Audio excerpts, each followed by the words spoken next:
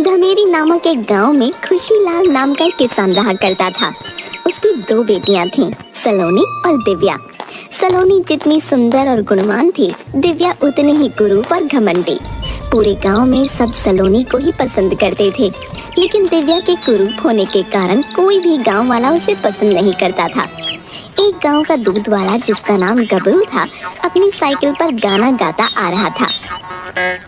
अरे अरे गबरू चला रे अपनी साइकिलिया पे, गाँव गाँव घर घर दूध बांटने चला रे। ओहो। तभी उसकी साइकिल खुशीलाल के घर के बाहर आकर रुक गई और गबरू जोर जोर से चिल्लाने लगा। अरे कोई है? अरे दूध वाला गबरू आया है भाई, अरे बाहर आओ। अरे ओ सलोनी, जल्दी से बाहर आ।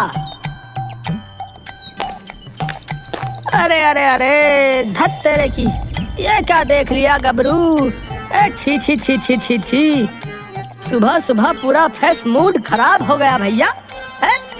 हाय हाय हाय हाय, इस काली कलूटी को जो देख लिया। अरे अरे अरे कितनी बार कहा है तुमसे दूध लेने तुम मत आया करो, है? लेकिन तुम हो कि अपना ये बदसूरत चेहरा उठा के मेरे सामने आ जाती हो। तभी वहाँ पर बहुत ही सुंदर दिखने वाली सलोनी आती है। अरे क्या हुआ गबरू भैया, क्यों चिल्ला रहे हैं आप? सब ठीक तो है ना? अरे अरे क्या कहा भैया? अरे अरे मैं तुम्हारा भैया थोड़ा ही लगता हूँ, है? छी छी छी छी छी। लेकिन सलोनी जी, आज आप क्यों नहीं आई दूध लेने, हैं? बल्कि आपकी ये काली बहन आई, जिसे देखकर मेरा पूरा मूड ही खराब हो गया। हाँ, अगर आपको पहले देखता तो मेरा पूरा दिन बन जाता भैया। आखिर कितनी स्मार्ट जो है आप। ये सब तेरे ही कारण होता है, तू ही मेरी सबसे बड़ी दुश्मन है। तेरे इतने सुंदर होने की वजह से मुझे ऐसी बातें सुननी पड़ती हैं। और देखो तो सही, इस कद्दू जैसे गबरू को खुद तो 2 इंच का भी नहीं है, और कैसे मेरे काले रंग के कारण मुझे बदसूरत बोल रहा है। अरे खुद को कभी देखा है आईने में? और है बड़ा मुझे बदसूरत कहने वाला। चल जा यहाँ से। अरे अरे तो ठीक है, अकड़ते क्यों है भाई? जा रहा हूँ यहाँ से, है? नहीं नहीं दीदी, ऐसा बिल्कुल भी नहीं है। तुम मेरी प्यारी बहन हो, तुम जैसी भी हो मुझे बहुत प्यारी हो। न जाने तुम क्यों ऐसा सोचती हो। तभी दिव्या और सलोनी के पिता खुशीलाल वहाँ आते हैं। अरे उठ गई मेरी दोनों प्यारी बिटिया, क्या बात है दिव्या बेटी, आज तो तुम भी जल्दी उठ गई, वरना तो रोज तुमसे पहले तो सलोनी बेटी ही उठा करती है। क्या कहना चाहते हैं पिताजी? आज जल्दी उठ गई मतलब यही कहना चाहते हैं कि मैं रोज कितनी देर तक सोती हूँ, और आपकी प्यारी सलोनी बिटिया कितनी अच्छी है जो रोज सुबह जल्दी उठ जाया करती है। आखिर इस सलोनी की ही तो तारीफ करते हो, ये इतनी सुंदर जो है, मैं इतनी कुरूप जो हूँ। जिसके बाद दिव्या वहाँ से चली जाती है। अरे नहीं नहीं बेटा, है? तुम ऐसा क्यों समझती हो? मैं तुमसे उतना ही प्यार करता हूँ जितना मैं सलोनी से करता हूँ, लेकिन जाने क्यों तुम ऐसा सोचती हो। अरे पिताजी, आप चिंता मत कीजिए, दिव्या तो बस ऐसे ही बोलती है। दिल की बहुत अच्छी है मेरी बहन, आप चिंता मत कीजिए। देखिएगा एक दिन दिव्या दीदी ऐसी बातें करना बंद कर देंगी। अच्छा पिताजी, आप गांव के बाजार जा रहे हैं तो मेरे लिए लाला की दुकान से गर्मा गर्म समोसे लेते आना, आज बहुत दिल कर रहा है। अच्छा ठीक है बिटिया, ले आऊंगा तेरे लिए समोसे। अच्छा अब मैं चलता हूँ, है? थोड़ी देर बाद खुशीलाल समोसे और जलेबियाँ लेकर आता है। अरे कहाँ हो मेरी प्यारी बेटियों, दिव्या और सलोनी? अरे जरा देखो तो सही, मैं तुम्हारे लिए बाजार से समोसे और जलेबियाँ लेकर आया हूँ भाई। अरे देखो देखो, बाहर तो आओ जरा। अरे पिताजी आप आ गए? अरे वाह, कितने सारे समोसे और जलेबियाँ लेकर आए हैं। वाह वाह, मुझे तो बहुत जोर की भूख लगी है। हाँ, ये समोसे और जलेबियाँ भी पिताजी तेरे लिए लाई होंगी। आखिर तू पिताजी की इतनी सुंदर बेटी है ना। जा तू ही खा ले सलोनी, ये गर्मा गर्म समोसे और जलेबियाँ। अरे नहीं सलोनी बिटिया, ये समोसे और जलेबियाँ तो मैं तुम दोनों के लिए ही लाया हूँ। तुम हमेशा ऐसी बातें क्यों करती हो बेटी? तुम भी मुझे उसी तरह प्यारी हो जिस तरह सलोनी। फिर क्यों दिव्या बिटिया ऐसा बोलती हो तुम? तभी दिव्या चुपके से अपने कमरे से बाहर आती है और रसोई में जाकर देखती है कि समोसे और जलेबियां रखी हैं कि नहीं। तभी दिव्या चुपके से सभी समोसे और जलेबियों में लाल मिर्च मिला देती है और चुपचाप वहां से चली जाती है। जैसे ही सलोनी समोसे और जलेबियां खाती है, मिर्च की वजह से वो चिल्लाने लगती है। हाय, इतनी मिर्च इन जलेबी और समोसों में कहां से आ गई? हाय, मैं मर गई। देखते ही देखते मिर्च की वजह से सलोनी का बुरा हाल हो जाता है। तभी दिव्या सलोनी को छुप कर देख रही होती है। वाह वाह वाह, अब आया ना मजा। अरे वाह सलोनी, तेरी ऐसी हालत देखकर तो मजा ही आ गया। बेचारी सुंदर सलोनी। अरे ओ सलोनी, मैं गांव की तालाब से पानी लेने जा रही हूँ। पिताजी आए तो उन्हें बता देना, मेरी बुराई करने मत लग जाना। आई बड़ी पिताजी की लाडली। जिसके बाद दिव्या वहाँ से अपने हाथ में एक मिट्टी का घड़ा लिए चल देती है। दिव्या अपने सर पर मिट्टी का मटका लिए जब जा रही थी तो तभी उसे रास्ते में गबरू दिखाई देता है। गबरू दिव्या के ठीक पीछे होता है, जिसकी वजह से उसे दिव्या का चेहरा नहीं दिख पाता। अरे कोई छम्मक छल्लो जा रही है। अरे वाह वाह, अरे चलो चलो इस हसीना के पीछे चलकर इसका खूबसूरत चेहरा तो देखा जाए। अरे ओ हसीना, कहाँ चली? जरा मुड़ के तो देख इस जवान गबरू को है। और गबरू दिव्या के पीछे चलने लगता है। जैसे ही दिव्या पलटकर गबरू को देखती है, गबरू हैरान रह जाता है। क्या बोला रे नाश पीटे गबरू? बोल, दोबारा बोल तो सही, तुझे अभी ठीक करती हूँ। अरे अरे अरे अरे, छी छी छी छी, तू है तू? बदसूरत, मुझे हट हट हट हट। मुझे लगा था कोई हसीना यहाँ से जा रही है, लेकिन निकली तू। छी छी छी छी, ये किसे क्या बोल दिया मैंने? हाय हाय। ऐसे बोलता हुआ गबरू वहाँ से चला जाता है। लेकिन गबरू की इस बात से दिव्या बहुत दुखी हो जाती है। लेकिन वो आगे चलती है, गांव के तालाब के किनारे पहुँचती है, जहाँ पहले से ही गांव की कुछ औरतें तालाब पर पानी भरने आई थीं। वो सब दिव्या को देखते ही अजीब सी शक्लें बना लेती हैं। अरे छी छी, ये सुबह सुबह किस काली कलौटी का चेहरा देख लिया। हाय हाय हाय, अब तो पूरा ही दिन खराब हो जाएगा। हाय हाय, बोल तो बिल्कुल सही रही हो बहन, इस कुरूप दिव्या को देखना ही अपशगुन है। छी छी छी, अब देखना इसके इन हाथों से पूरा तालाब ही अशुद्ध हो जाएगा। छी छी छी छी। तभी सारी औरतें बोलने लगती हैं। अरे हाँ हाँ, इस दिव्या ने तो पूरा तालाब ही गंदा कर दिया। इसने तो तालाब ही गंदा कर दिया। क्या कहा तुमने? मेरे इस तालाब को हाथ लगाने से ये अशुद्ध हो जाएगा? मैं अपशगुनी हूँ? रुको अभी बताती हूँ तुम लोगों को।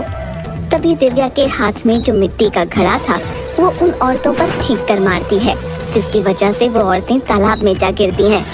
हाय हाय, ये क्या किया तूने कुरूप लड़की? देखना तू, हम तेरी शिकायत तेरे पिता खुशीलाल से करेंगे। सूरत तो है ही कुरूप, ऊपर से सीरत भी अच्छी नहीं। हाय हाय। ऐसी बातें सुनकर दिव्या बहुत दुखी हो जाती है और वहाँ से जंगल की ओर चल देती है और एक पेड़ के पास बैठकर रोने लगती है। तभी उसी पेड़ के ऊपर गधैया भूत बैठा था। वो आराम से खर्राटे मारकर सो रहा था कि तभी दिव्या के जोर जोर से रोने की आवाज सुनाई दी उसे। अरे अरे, ये कौन है भाई जो इतनी जोरों से रो रहा है? कैसे इंसानी लोग हैं, चैन से सोने भी नहीं देते। तभी गधैया भूत दिव्या के पास आता है। अरे ओ लड़की, क्यों रो रही हो तुम?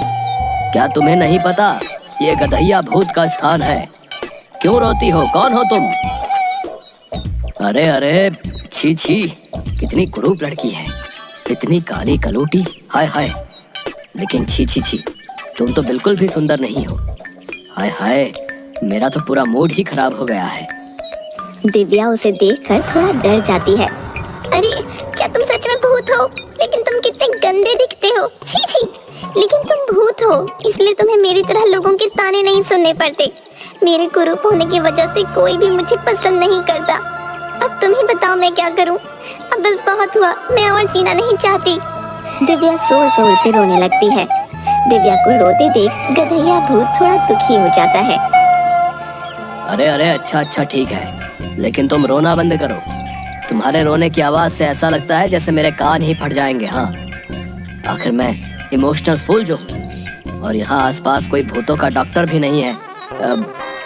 लेकिन मैं तुम्हारी मदद कर सकता हूँ। तुम एक कुरूप लड़की से बहुत ही सुंदर और रूपवती लड़की बन सकती हो, बिल्कुल ऐश्वर्या राय की तरह ही। हाँ। क्या तुम सच बोल रही हो गधैया भूत? ऐसा हो सकता है? क्या मैं भी अपनी सलोनी बहन की तरह सुंदर हो सकती हूँ? फिर तो कोई भी गांव वाला मुझे कुछ भी बोलने की हिम्मत नहीं कर पाएगा। मुझे सभी के तानों से छुटकारा मिल जाएगा। बताओ ना, ऐसा हो सकता है? मैं तुम्हें बता तो दूंगा, लेकिन इसके बाद तुम्हें मुझे ककड़ी खिलानी होगी। हाँ, आल अकड़ी बकड़ी, गधैया भूत को पसंद है ककड़ी। हा हा हा हा हा। लेकिन ध्यान रहे लड़की, सबसे सुंदर बनने के बाद अगर तुमने अहंकार किया तो फिर हमेशा के लिए तुम और अधिक कुरूप हो जाओगी और वापस से कभी सुंदर नहीं बन पाओगी, और तुम्हें ऐसे ही अपना जीवन बिताना होगा। नहीं नहीं गधैया भूत, मैं कभी अहंकार नहीं करूंगी। मैं तुम्हारी ये बात हमेशा ध्यान रखूंगी। हाँ, लेकिन तुम मुझे सबसे सुंदर बना दो। हाँ, सबसे सुंदर, बहुत सुंदर। आल अकड़ी बकड़ी, कुरूप लड़की से तुम बन जाओ सुंदर लड़की। ऐसे बोलते ही देखते गधैया भूत अपनी शक्तियों से दिव्या को बहुत सुंदर बना देता है। दिव्या ये देखकर बहुत खुश हो जाती है। अरे वाह, मेरा रंग दूध की तरह एकदम सफेद हो गया। वाह वाह, अब तो मेरी जैसी पूरे गांव में कोई नहीं होगी। तुम्हारा बहुत बहुत धन्यवाद। अच्छा ठीक है, अब तुम जाओ, लेकिन मेरे लिए ककड़ी लानी मत भूलना। हाँ। जिसके बाद दिव्या अपने घर जाती है, जहाँ उसकी बहन और बाकी सभी गांव वाले दिव्या को देखकर हैरान हो जाते हैं। अरे अरे, ये क्या देखो भैया, है इस दिव्या को तो देखो, ये तो इतनी कल्लो थी, है और अब देखो ये तो बहुत ही सुंदर हो गई है भैया, है। अब इसके जितनी सुंदर तो पूरे गांव में कोई दूसरी लड़की नहीं है भैया, है। वाह वाह, ये तो चमत्कार ही हो गया है। दिव्या ये बात सुनकर बहुत ही खुश हो जाती है और अपने घर जाती है, जहाँ सलोनी बैठी हुई उसका इंतजार कर रही थी। लेकिन सलोनी जैसे ही दिव्या को देखती है, उसके होश उड़ जाते हैं। अरे ये क्या दीदी, तुम तो पूरी तरह बदल गई। आखिर कहाँ गई थी तुम? मुझे बताओ, मैं और पिताजी तुम्हें कब से ढूंढ रहे थे। हाँ ठीक है, अब आ गई ना मैं, और ये देख, अब मैं तुझसे भी ज्यादा सुंदर हो गई हूँ। अब तू देखना, पूरे गांव में सिर्फ मेरी ही सुंदरता के चर्चे होंगे। अच्छा, मैं जाकर अपने कमरे में आराम करती हूँ, आज बहुत थक गई हूँ मैं। जिसके बाद दिव्या वहाँ से अपने कमरे में चली जाती है। आखिर ये दीदी को क्या हो गया है? दीदी एकदम से इतनी सुंदर कैसे हो गई? मेरी तो कुछ समझ में ही नहीं आ रहा। उधर जब से दिव्या सुंदर रूप की हुई, वो गांव वालों को कुछ नहीं समझती थी, बस सबको अपने सुंदर होने का घमंड दिखाया करती थी। एक दिन दिव्या सब्जी खरीदने गांव के बाजार जाती है। तभी उसे एक भिखारन बूढ़ी अम्मा अपने हाथों से दिव्या के हाथ को पकड़ लेती है।